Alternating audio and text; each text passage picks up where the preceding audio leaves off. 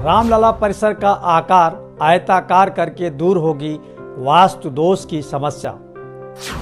परिसर का क्षेत्रफल 70 एकड़ से बढ़ाकर 99 एकड़ किया जाएगा। राम मंदिर निर्माण के लिए 1 माह में मिला 11 करोड़ का दान में मिली राशि सरकारी निधियों में जमा कराएगा मंदिर ट्रस्ट। अयोध्या में बन रहे भव्यतम श्री राम मंदिर निर्माण में वास्तु दोष है, इसीलिए निर्माण कार्य में बाधा आ रही है। ये बात चौंकाने वाली है, लेकिन श्री राम जन्मभूमि तीर्थ क्षेत्र ट्रस्ट का तो यही कहना है। ट्रस्ट के अनुसार मंदिर परिसर की लंबाई चौड़ाई बराबर नहीं है, कहीं जमीन कम है तो कहीं ज्यादा, कहीं तिकोनी है तो कहीं घुमावदार। इस तरह की जमीन को वास्तु के हिसाब से सही नहीं माना जाता। अब वास्तु दोष दूर करने के लिए रामलला परिसर को आयताकार और वर्गाकार किया जाएगा। इसके लिए आसपास की जमीनें खरीदी जाएंगी।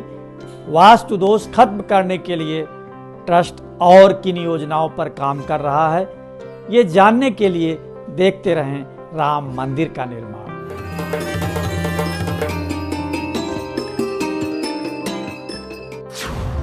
आड़ी तिरछी भूमि निर्माण में बाधक। राम जन्मभूमि का परिसर अभी करीब 70 एकड़ में फैला है, लेकिन परिसर की ये भूमि लंबाई चौड़ाई में बराबर नहीं है। ये आड़ी तिरछी है। वास्तुविदों के अनुसार किसी भी निर्माण के लिए भूमि आयताकार होनी चाहिए, इसीलिए अभी परिसर की भूमि की रचना वास्तु के अनुकूल नहीं है। माना जाता है वास्तु दोष के कारण जब से मंदिर निर्माण का काम शुरू हुआ तब से ही समय समय पर कोई न कोई बाधा आ जाती है। कभी पत्थर मिलने में विलम्ब तो कभी कोविड-19 का प्रकोप, लॉकडाउन और कोरोना कर्फ्यू से कार्य में बहुत विलम्ब हुआ।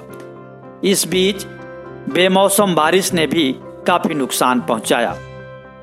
रामलला परिसर का विस्तार 99 एकड़ के वर्गाकार में करके वास्तु दोष की इस समस्या को दूर किया जाएगा। नाप तौल दुरुस्त करने के लिए जमीन की खरीदी। रामलला परिसर की वास्तु दोष समस्या के समाधान के लिए ट्रस्ट परिसर के विस्तार में जुटा है। इसकी जिम्मेदारी ट्रस्ट सचिव डॉक्टर अनिल मिश्र को सौंपी गई है। वे आसपास की भूमि को खरीदने में जुटे हैं ताकि परिसर का 90 एकड़ क्षेत्र लंबाई चौड़ाई में बराबर हो जाए। हाल ही में फकीरे राम मंदिर और कौशल्या भवन मंदिर को परिसर का हिस्सा बनाया गया है। ट्रस्ट ने रामकोट के राजस्व गांव कोट रामचंद्र में भी करीब 7 एकड़ भूमि खरीदी है। अलग अलग भूस्वामियों से ये जमीन खरीदी गई। ट्रस्ट को अभी परिसर के पूर्वोत्तर और पश्चिम दिशा में और अधिक भूमि की तलाश है। अक्टूबर तक नींव भरने के लिए खास तकनीक। 70 एकड़ जमीन में से अभी सिर्फ 5 एकड़ भूमि पर ही राम मंदिर निर्माण के लिए नींव की ढलाई का काम चल रहा है। बाकी जमीन का समतलीकरण कार्य हो रहा है। इंजीनियरों ने अक्टूबर माह तक नींव निर्माण का लक्ष्य रखा है। जुलाई अगस्त में नींव की 40 से 45 परतें भर ली जाएंगी ताकि बारिश की वजह से गड्ढों में पानी भरने की समस्या न आए। इसीलिए विशेषज्ञों की सलाह पर नींव भराई में रोलर कॉम्पैक्ट कंक्रीट तकनीक अपनाई जा रही है। करीब 1,20,000 स्क्वायर फीट क्षेत्र में नींव की 5 परत बिछाई जा चुकी है। इसी तरह की कुल 40 से 45 परतें बिछाई जाएंगी। नींव की एक परत भरने में 72 घंटे का वक्त। बारिश से पहले नींव भरने के लिए कार्यदायी संस्था के इंजीनियर और कर्मचारी दिन रात काम कर रहे हैं। इन दिनों 24 घंटे 3 शिफ्टों में काम चल रहा है। इसके लिए परिसर में बिजली की पर्याप्त व्यवस्था की गई है। हाई मास्ट लाइट लगाई गई है। मजदूरों और मशीनों की संख्या भी बढ़ाई गई है।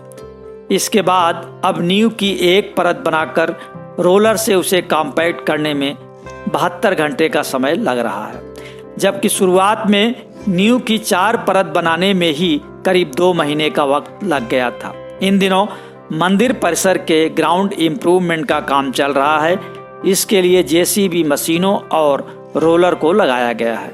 जमीन की गहरी खुदाई कर विशेष मसाले और गिट्टी से भरकर उसे समतल किया जा रहा है। परकोटा निर्माण की भी तैयारियां शुरू। मंदिर की सुरक्षा के लिए परिसर के चारों तरफ परकोटे के निर्माण का काम भी आने वाले दिनों में मंदिर निर्माण के साथ साथ ही चलेगा। एक तरफ का परकोटा दक्षिण शैली में बनेगा। इसके लिए वास्तुशास्त्र के हिसाब से कुल 5 एकड़ जमीन की जरूरत पड़ेगी। परकोटे की डिजाइन अत्याधुनिक होगी, लेकिन इसमें पुरातन मंदिरों की छाप दिखेगी। परकोटे के लिए पत्थरों की ढलाई का काम जयपुर में चल रहा है। जरूरत भर के पत्थर परिसर की कार्यशाला में भी तराशे जा रहे हैं। परकोटे के साथ ही चारों दिशाओं में भव्य द्वार भी बनाए जाएंगे। लेकिन परकोटे के निर्माण का कार्य शुरू करने से पहले जमीन के टुकड़े को वर्गाकार करने के लिए आसपास की जमीनों को खरीदा जाएगा। कोरोना काल में भी भक्तों में उत्साह बरकरार।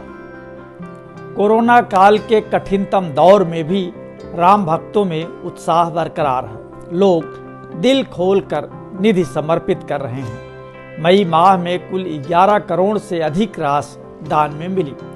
इस बीच ट्रस्ट ने निर्णय लिया है कि मंदिर निर्माण के लिए मिली हजारों करोड़ रुपए की राशि बैंक के बचत खाते में रखने के बजाय सरकारी प्रतिभूतियों और सिक्योर्ड बॉन्ड में निवेश कर दी जाए, ताकि उस पर अधिक ब्याज मिले।